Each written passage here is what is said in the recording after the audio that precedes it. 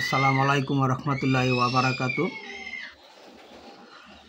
আজকে কিছু আলোচনা করতেছি দেশ ও জাতির উদ্দেশ্যে, জনগণের কল্যাণের উদ্দেশ্যে। সর্বপ্রথমই মহান আল্লাহ রাব্বুল আলামিনের কাছে ক্ষমা প্রার্থনা করছি যে আল্লাহ যাতে আমাদের ভুল ত্রুটিগুলি ক্ষমা করে দেন। তারপর দেশ ও জাতি কাছে ক্ষমা চেয়ে নিচ্ছি। আমার কথায় যদি কোনো ভুল ত্রুটি হয় থাকে, সেই ভুলের জন্য সবাই ক্ষমার দৃষ্টিতে দেখবেন। আল্লাহ যাতে আমাদের সবাইকে সুস্থ ভালো রাখেন, এই বলে শুরু করলাম। আজকে দেখেন যে পরিস্থিতি চলতেছে দেশের ভিতরে, এই পরিস্থিতি অনুসারে দেশের একজন সচেতন নাগরিক হিসাবে কথা বলতে হয়। সেই হিসাবে বলার চেষ্টা করি। কারণ আজকে বর্তমান সরকার, অন্তর্বর্তী সরকার যে নির্বাচন বিষয়ে আলোচনা চালিয়ে যাচ্ছে, এখানে দেখতে পাচ্ছি যে আসলে সংঘাত একটার পর একটা কিন্তু তৈরি হচ্ছে, সৃষ্টি হচ্ছে। যেমন গতকালকে একটা প্রোগ্রাম ছিল, সেই প্রোগ্রামে দেখলাম এখানে জামাত অংশগ্রহণ করে নাই।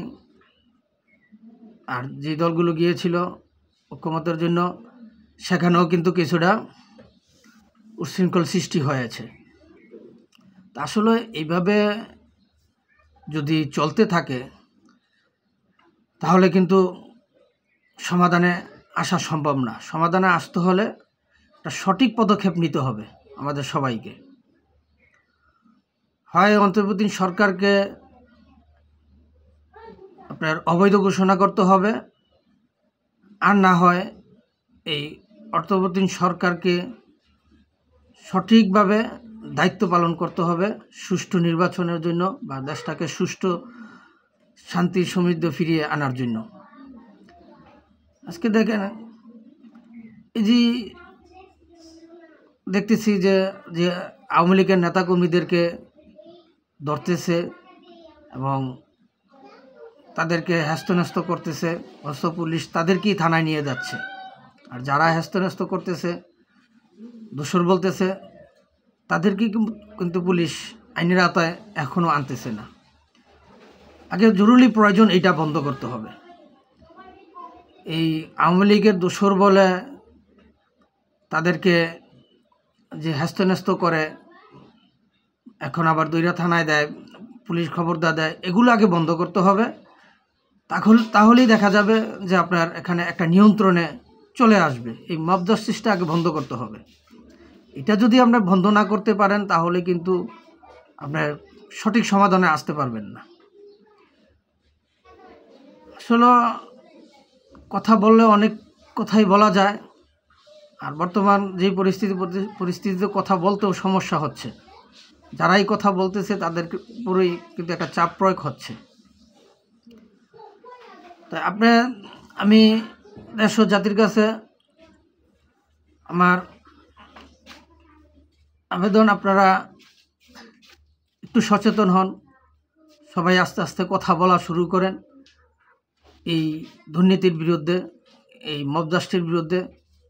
আর না হয় কিন্তু এইভাবে দেশ চলতে পারে না। একটি কথা মনে করেন, তারা যে বলে যে এই সরকার পতন ঘটিয়েছে সব রাজনৈতিক দল মিলে। হ্যাঁ, এটাও সত্য যে সাধারণ ছাত্র জনতাকে তারা অস্ত্র হিসাবে ব্যবহার করে কিন্তু এই আন্দোলনটা করিয়েছে, সরকার হটিয়েছে। এখন তারা যে এই পায়তারা চালাচ্ছে নির্বাচন না দেওয়ার জন্য, নির্বাচন যাতে দ্রুত না হয়, সুন্দর একটা নির্বাচন যাতে না হতে পারে, সেই ষড়যন্ত্রই কিন্তু চলছে, আমরা দেখতে পাচ্ছি। আজকে দেখেন গ্রামের ভাষায় কিন্তু একটা কথা আছে যে বলতে শুনতে অনেকে বলে যে উমুকেরা 22 ভাই, উমুকেরা 22 ভাই বাইরিলে উপায় নাই। আর যারা সচেতন নাগরিক, বুদ্ধিমান নাগরিক, তারা কি বলে জানেন? তারা কিন্তু বলে যে উমুকেরা 22 ভাই ভাগ করলে কিছুই নাই। এইটাই বাস্তব, এইটাই সত্যতা। কারণ আপনারা আজকে দেখেন বিএনপি, জামাত, এনসিপি, আপনার অন্যান্য আরও দল যারা আছে, তাদের যদি আপনি ভোটগুলো ভাগ করেন, তাদেরকে যদি তাদের ভাগে ভাগে নিয়ে যান, তাহলে দেখা যায় তাদের কিন্তু আপনার সেই সংখ্যা নাই। এককভাবে সরকার গঠন করার মতো তাদের কিন্তু বর্তমানে সেই সংখ্যা নাই। আর নাই বিদায়ী কিন্তু এই ধরনের চক্রান্ত চলছে। কেউ বলছে নির্বাচন হবে, কেউ বলতেছে নির্বাচন এভাবে হবে না, সম্ভব না। তাই এই তালবাহানা কইরা তারা চাচ্ছে দেশে লুটপাট কইরা খাইতে, এটাই বোঝা যায়। তো এর থেকে আমাদেরকে বেরিয়ে আসতে হবে। কারণ দেখেন আপনার বর্তমান যে পরিসংখ্যান হিসাব আমরা বিভিন্ন গণমাধ্যমের মাধ্যমে, মিডিয়ার মাধ্যমে, সোশ্যাল মিডিয়ার মাধ্যমে এবং পাড়া মহল্লা এলাকায় দেশের জনগণের মুখ থেকে শোনা দেখতেছি, শুনতেছি যে বর্তমান আওয়ামী লীগের ভোট যদি কমও হয়ে থাকে, তারপরেও 40 থেকে 45% ভোট আছে একক। তাই একক যদি 40 থেকে 45% ভোট থাকে কোনো একটি দলের, তাহলে আর থাকে কত? 60% বা 55% ভোট থাকে। তো 60-55% ভোট যদি বাকি 4টা দলে ভাগ করে নেয়, সব দলে ভাগ করে নেয়, তাহলে তাদের ভোট কত পার্সেন্ট করে পড়বে? আপনি তাদের ভোট সর্বোচ্চ ধরেন এরা 20% করে ভোট পাবে। তা এরা হিসাব করে দেখতেছে যে আমরা 20% করে ভোট পাইলে আমরা সরকার গঠন করতে পারবো না, পুনরায় আবার আওয়ামী লীগই সরকার গঠন করবে, আর এই জুলাই সদন বাতিল হয়ে যাবে। তা তারা চাচ্ছে যে এইভাবে তারা দীর্ঘস্থায়ী ক্ষমতা করতে, এবং এই জুলাই সদনের স্বীকৃতি দিয়ে তারা চাচ্ছে একটা দায় মুক্তি নিতে, যে গণহত্যা বলে। আজকে দেখেন তারা এই পর্যন্ত ছাত্ররা, আমরা বিগত এই 10 মাসের মধ্যে অনেকবারই শুনেছি যে 2000-3000 ছাত্র জনতা মারা গেছে। কিন্তু কালকে একটি সংবাদে দেখলাম যে 840 জন, তা 840 জন যেন ছাত্র জনতা মারা গেছে। 2000, 2500, 3000 থেকে 840 জনে আইসা পড়ছে। এখন জুলাই সদনে তারা চূড়ান্ত করছে যে 840 জন। তা এই যে 840 জন, তা এটা তো মনে হয় যদি সঠিকভাবে তদন্ত করা হয়, তাহলে এখানে দেখা যাবে 840 জনও টিকবে না। তারপরে আপনার এই যে পুলিশ মারা গেল 3000-এর উপরে, এটা আগেও বলছে, এখনও বলছে। এই যে পুলিশগুলা কারা মারলো? পুলিশ কি পুলিশ মারছে? না, কারা মারলো? এদের কি বিচার হবে? এরাও তো দেশের মানুষ, এরাও তো দেশের জনগণ। পুলিশের যদি বিচার, পুলিশ হত্যারও যদি বিচার না হয়, তাহলে তো ভবিষ্যৎ কেউ আইনের কাজে কেউ যাবে না। তখন কি হবে? তা তারা এই দেশবিরোধী চক্রান্তকারীরা চাচ্ছে যে দেশটার ভিতরে একটা নৈরাজ্য সৃষ্টি হোক আর তারা এইভাবে লুইটা ফইটা খাও। কারণ তারা আরেকটা সুযোগ খুঁজছে, দেখতেছে যে আজকে বর্তমান ইসরায়েল, ফিলিস্তিন, ইরান যেই যুদ্ধ চলতেছে, এই যুদ্ধের ভিতরে যদি আমাদের দেশেও তারা এরকম একটি এই রাজনৈতিক অশ্লীলতা সৃষ্টি করতে পারে, এই রাজনৈতিক গ্রুপিং করে গৃহযুদ্ধ যদি লাগিয়ে দিতে পারে, তাহলে তারা সুন্দর মতো এইভাবে বাকযোগ করিয়া খাইতে পারবে নির্বাচন না দিয়া।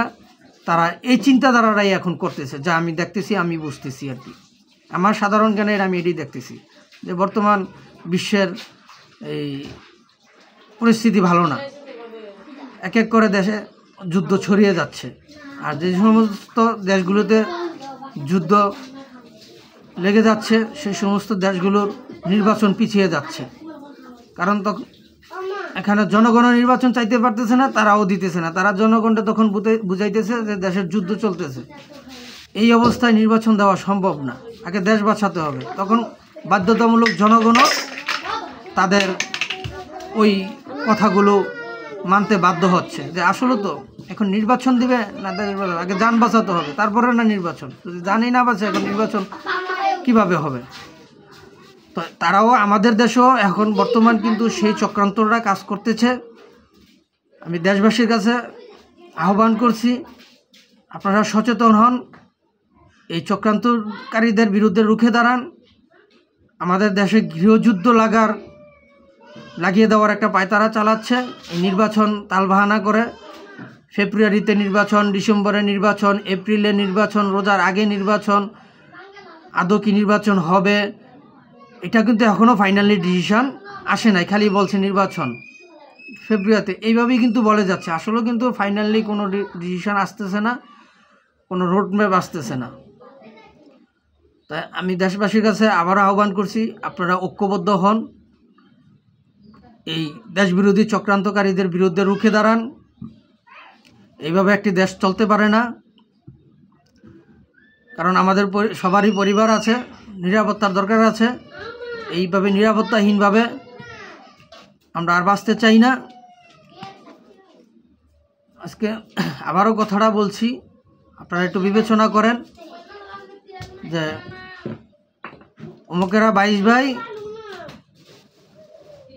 ধল কইরা সব খাই, কিন্তু 22 ভাই ভাগ করলে দেখবেন কিছুই নাই। ওই যে এক ভাইয়ের 22 ভাইয়ের কয় অমুকেরা 22 ভাই 22 বিঘা সম্পদ ভাগ করলে কিছুই নাই, মাত্র 1 বিঘা করে। আর একজনের কয় অমুকে 10 বিঘা জায়গা আছে, ভূত হয়েছে একটা, তা কি আর 10 বিঘা ঠিক আছে। ওই 10 বিঘা একজনের 10 বিঘা, উনি 1 বিঘার থেকে 10 বিঘার থেকে 1 বিঘা করে খাইলেও সে 10 বছর খাইতে পারে। আর যাদের 22 বিঘা 22 ভাই, তারা একবারই একদিনই শেষ। তা তারা কি করে, তাদের ওগুলো টিকিয়ে রাখার জন্য তারা কি করে, জোর জুলুম করে, মব জাস্টিস সৃষ্টি করে, এলাকায় প্রভাব খাটায়। তখন মানুষ ভয়ে তাদের কাছ থেকে একটু দূরে সরে থাকে। তো এখন আমাদের দেশের পরিস্থিতিটা হয়ে গেছে এরকম।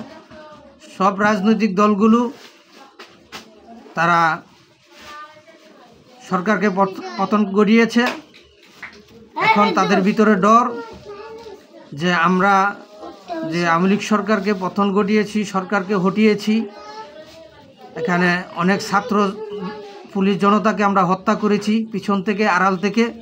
এগুলো যদি সঠিক প্রমাণ হয়ে যায় তাহলে আমাদের কারো উপায় নাই, ছাড় নাই। সেই ভয়ে আজ তারা এই মব জাস্টিস সৃষ্টি করে দেশ পরিচালনা করার পায়তারা চালাচ্ছে। এবং এই ডক্টর মোহাম্মদ ইউনূসও 1/11-এর সময় যে কিংস পার্টি হিসাবে দল গঠন করতে চেয়েছিল, সে কিন্তু তখন জনগণের কাছ থেকে সাড়া পায় নাই, কেউ তার ডাকে সাড়া দেয় নাই। সে কিন্তু সেই প্রতিশোধ নেওয়ার জন্য সেই থেকেই সে কিন্তু বিভিন্নভাবে অনেকেরই এই টাকা পয়সা দিয়ে তাদেরকে এ পর্যন্ত আনছে।